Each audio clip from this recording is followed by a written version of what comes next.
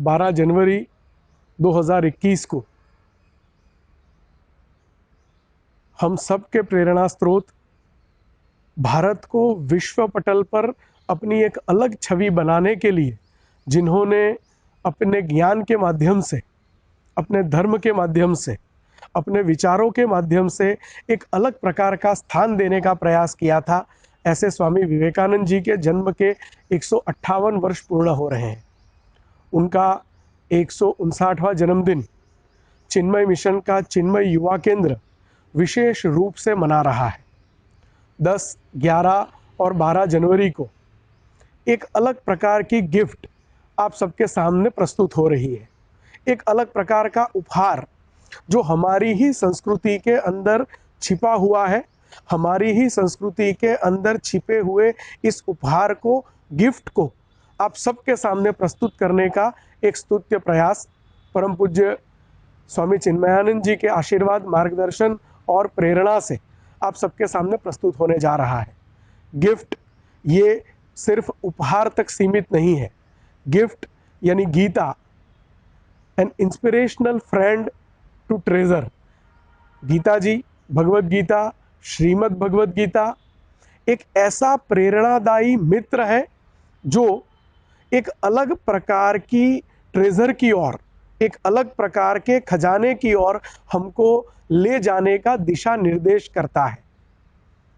भगवत गीता जी को स्वामी विवेकानंद जी के साथ जोड़ने का जो स्तुत्य प्रयास चिन्मय युवा केंद्र के द्वारा इस गिफ्ट कार्यक्रम के 3 दिन के इस वेबिनार के माध्यम से हो रहा है, मैं हृदयपूर्वक इस प्रयास को वंदन करता हूँ।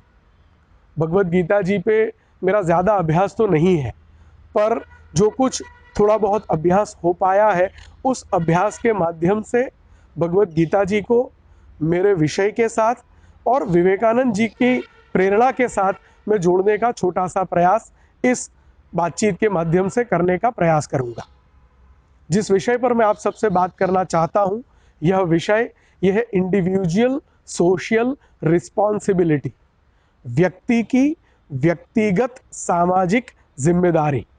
पिछले कई वर्षों से मैं इस विषय पे बात करता आया हूं और जब मुझे पूछा जाता है कि आप किस विषय पे बात करना चाहेंगे, मुझे ऐसा लगता है कि इससे प्रिय और इससे ज़्यादा ज़रूरी मेरी दृष्टि से और कोई विषय नहीं हो सकता। इंडिविजुअल सोशल रिस्पॉन्सिबिलिटी आज के समय की सबसे बड़ी ज़रूरत है, ऐसा मैं स्पष्ट रूप से मानता हूँ। पिछले कई वर्षों से एक नया कंसेप्ट मार्केट में चलता जा रहा है, जिसको हम CSR के नाम से जानते हैं, कॉरपोरेट सोशल रिस्पॉन्सिबिलिटी के नाम से जानते हैं। कॉरपोरेट्स के लोग, बड़े उद्योगपति बड़े बड़े बंगलों में रहते हैं, बड़ी बड़ी गाड़ियों में घूमते हैं। हमको ऐसा लगता है कि वो इतने सारे पैसे कमा रहे हैं तो उनको समाज के लिए कुछ खर्च करना चाहिए। उसके लिए कानून बनता है। हर इंडस्ट्री को, हर कॉरपोरेट को अपने नेट प्रॉफिट के 2% समाज के विकास के लिए खर्च करना, इसका कानून बनता है। हमने चिंता तो कर ली कि कॉरपोरेट की सोशल रिस्पॉन्सिबिलिटी क्या है, उद्योग जगत की समाज के प्रति जिम्मेदारी क्या है। बार बार हम सरकार की टीका टिप्पणी में निकल पड़ते हैं, सरकार को क्रिटिसाइज करते हैं, हम सरकार की जिम्मेदारी फिक्स करना चाहते हैं। हम हमारे अलावा हर एक व्यक्ति की जिम्मेदारी को फिक्स करने के निरंतर प्रयासों में लगे रहते हैं।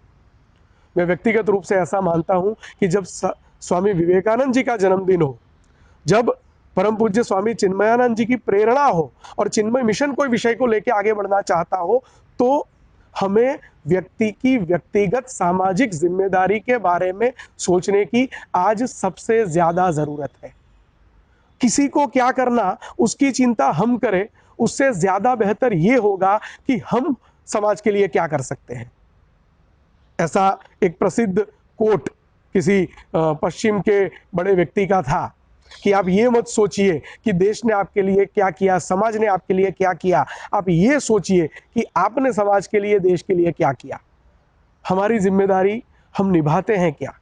और इंडिविजुअल सोशल रिस्पॉन्सिबिलिटी में हमारे इनकम के 2%, 5%, 10% की बात नहीं है। 1 पैसा खर्च मत करिए समाज के लिए, चलेगा।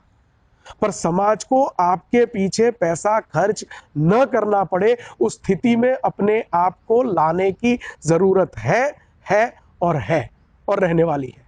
जब तक हम समझेंगे नहीं कि हमारी जिम्मेदारी क्या है, तब तक इस समस्या से समाज जूझता रहेगा।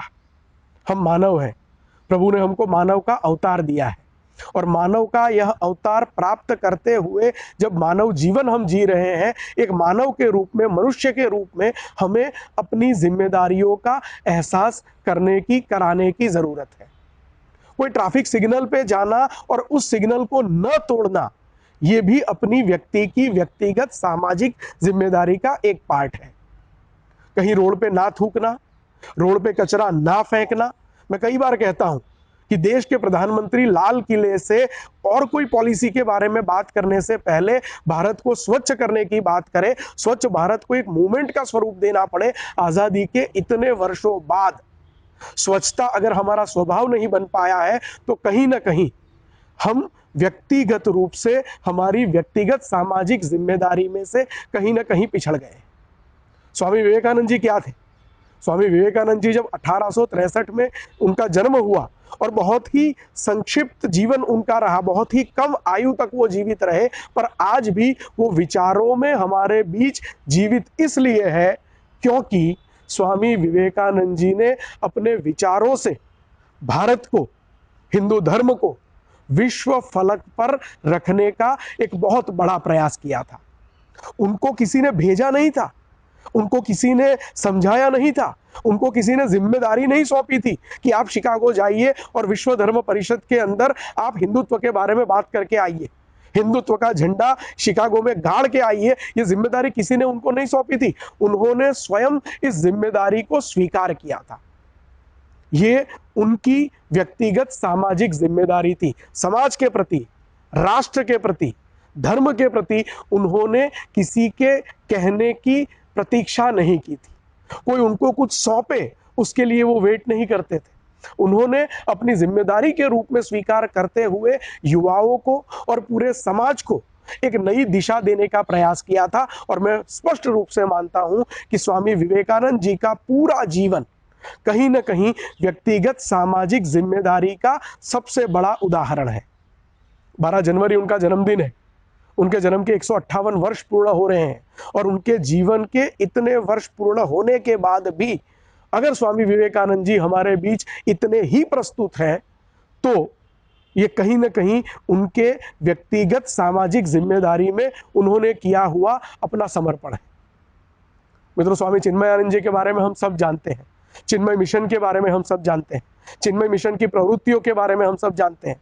आपको क्या लगता है, जो साधु संत मिशन के साथ जुड़ते हैं, जो कार्यकर्ता मिशन के साथ जुड़ते हैं, क्या उनको कोई घर से निमंत्रित करने के लिए जाता है कि आपको इस काम में जुड़ना चाहिए? वो स्वयं प्रेरणा से समाज के लिए कुछ करने का प्रयास करते हैं, कुछ करने का विचार करते हैं, और विचारों को विचार तक सीमित न रखते हुए समाज के लिए निरंतर अपने आप का, अपने जीवन का समर्पण करने के लिए वो प्रयासरत है। मैं वंदन करता हूं उनके उस प्रयासों से, और उनके उस प्रयासों से कहीं ना कहीं हमें प्रेरणा लेने की जरूरत है। हम हमेशा प्रतीक्षा करते हैं कि कोई आए, हमको कुछ सौंपे, हमको कुछ कहे और हम वो काम करें। काम हमारी स्वयं प्रेरणा से क्यों नहीं हो सकता? और आज विवेकानंद जी के जन्मदिन को, विवेकानंद जयंती को भगवत गीता के साथ जोड़ा गया। गिफ्ट शब्द, ऐसा एक बढ़िया सा इन्वेंशन हुआ, Gita, an inspirational friend to treasure, एक अमूल्य खजाने की ओर, एक ऐसा प्रेरणादायी मित्र जो हमारे ही संस्कृति में छिपी हुई बातों को हमारे सामने रखने का प्रयास करता है। मैंने शुरुआत में कहा कि गीता जी का मेरा ज्यादा अध्ययन नहीं है, परंतु जो कुछ समझ पाया हूं, कुछ मित्रों से बात करने के बाद जो कुछ ध्यान में आया, मेरे विषय को भगवत गीता जी के साथ मैं कनेक्ट करने का प्रयास करता हूं। विवेकानंद जी 158 वर्ष पहले व्यक्ति की व्यक्तिगत सामाजिक जिम्मेदारी का एक उदाहरण देके गए। आज से 5000 वर्ष पहले भगवान श्री कृष्ण ने अपनी व्यक्तिगत सामाजिक जिम्मेदारी को अपने सामने, हम सब के सामने रखने का प्रयास भगवत गीता जी के द्वारा किया था। कृष्ण और अर्जुन का संवाद माना गया है, और कृष्ण और अर्जुन के संवाद में सैकड़ों श्लोक हैं। हर एक श्लोक का अपना अपना अर्थ है और अपना अपना अर्थ घटन है। कोई एक व्यक्ति जिस अर्थ का जो अर्थघटन करता है, वही श्लोक का कोई और व्यक्ति दूसरा अर्थघटन भी कर सकता है। हम जितने अर्थ ढूंढने का प्रयास करेंगे उतने अर्थ हमको मिलते जाएंगे। जीवन का हर एक अर्थ इस भगवत गीता के श्लोक के हर एक शब्द के अंदर छुपा हुआ है, ऐसा मैं व्यक्तिगत रूप से मानता हूं। 2 श्लोक आप सबके साथ मैं शेयर करना चाहता हूं। 2 ऐसे श्लोक हैं जो मेरे विषय के साथ सीधे कनेक्ट होते हैं। हो सकता है 100 से ज्यादा श्लोक कनेक्ट हो, 200 से ज्यादा श्लोक कनेक्ट हो, वो 100-200 श्लोक आपके सामने रखने का समय नहीं है, परंतु जो 2 श्लोक, उस श्लोक का अर्थ मैं आप सबके सामने रखना चाहता हूं। जो तीसरा अध्याय है गीता जी के तीसरे अध्याय का श्लोक 20 और श्लोक 24, ये दोनों श्लोक कहीं ना कहीं जिस विषय पे मैं आप सबसे बात कर रहा हूं उस विषय के साथ सीधे कनेक्ट होते हैं। भगवत गीता जी के अध्याय 3 के श्लोक 20 के अंदर जो विषय हमारे सामने रखने का प्रयास किया गया, वो विषय था जनक जैसे राजाओं ने केवल नियत कर्मों को करने से ही सिद्धि प्राप्त की, अतः सामान्य जनों को शिक्षित करने की दृष्टि से तुम्हें कर्म करना चाहिए। सामान्य जन को शिक्षित करने के लिए हमारा शिक्षक होना यह जरूरी नहीं है। अगर हम समाज के प्रभावी व्यक्ति हैं, अगर हम समाज के एक सामान्य व्यक्ति भी हैं, तो भी हमारा आचरण किसी न किसी को इंस्पायर करे, किसी न किसी को प्रेरणा दे, इस प्रकार का होना चाहिए। ऐसा मैं आप सबको स्पष्ट रूप से कहना चाहता हूं। जनक जैसे राजा वो भी अपने कार्यों के द्वारा सिद्ध व्यक्ति हुए थे, सिद्धहस्त व्यक्ति हुए थे। हम एक सामान्य नागरिक के रूप में, एक जागरूक नागरिक के रूप में अपनी जिम्मेदारियों का निर्वहन करें, मुझे ऐसा लगता है और कुछ करने की जरूरत नहीं पड़ेगी। इसी अध्याय 3 के श्लोक 24 के अंदर हमें जिस प्रकार से एक अलग ज्ञान की प्राप्ति होती है, उसमें लिखा गया है कि जिस प्रकार अज्ञानी जन फल की आसक्ति से कार्य करते हैं, उसी तरह विद्वान जनों को चाहिए कि वे लोगों को उचित पथ पर ले जाने के लिए अनासक्त रहकर काम करें। यह श्लोक 25 है। यह श्लोक 25 में कोई व्यक्ति फल की अपेक्षा से काम करता है, वो करे, काम होना जरूरी है, पर जो विद्वान जन है उनको अनासक्ति भाव डेवलप करते हुए, अपने अंदर उस भाव को बड़ा करते हुए किसी न किसी प्रकार से निरंतर कार्य करना चाहिए, कार्य करते रहना चाहिए। इसी अध्याय के श्लोक 24 की जो मैं बात कर रहा था, उसमें भगवान श्री कृष्ण अर्जुन को बताते हैं कि यदि मैं नियत कर्म न करूं तो ये सारे लोग नष्ट हो जाएंगे। जो काम नियति ने मुझे सौंपा है, अगर वो काम मैं नहीं करता हूं, ये सारे लोग नष्ट हो जाएंगे। तब मैं अवांछित जन समुदाय को उत्पन्न करने का कारण हो जाऊंगा और इस तरह संपूर्ण प्राणियों की शांति का विनाशक बनूंगा। कई सारे ऐसे लोग होते हैं जिन लोगों को अपने कर्मों का ज्ञान नहीं होता है। सबसे पहले व्यक्ति की व्यक्तिगत सामाजिक जिम्मेदारी का प्रथम चरण अगर कुछ हो सकता है तो वो हमारे कार्यों के प्रति हम खुद जागरूक हो जाए। हमें क्या करना है उसकी स्पष्टता हो, हमें क्या नहीं करना है उसकी स्पष्टता हो, और जिस दिन हम उस स्पष्टता को प्राप्त करते हैं, इंट्रोस्पेक्शन, अंतर्मन के साथ मनोमंथन, ये हमारे लिए बहुत जरूरी है। और इस मनोमंथन के द्वारा कहीं ना कहीं अगर हम उस सत्य की तरफ आगे बढ़ने का प्रयास करते हैं, उस सत्य को प्राप्त करते हैं कि हमारी जिम्मेदारी क्या है, हमें क्या करना है, हमें क्या नहीं करना है, इस क्लैरिटी को हम जब पा लेंगे, तब दूसरा चरण ये आएगा कि हम किसी और को जागरूक करें। अर्जुन के रोल में आज हम हैं, हमें खुद जागरूक होना है। भगवान कृष्ण अपने शब्दों के स्वरूप में, भगवत गीता के रूप में हमारे साथ आज भी हैं, सदियों से हैं और सदियों तक रहने वाले हैं।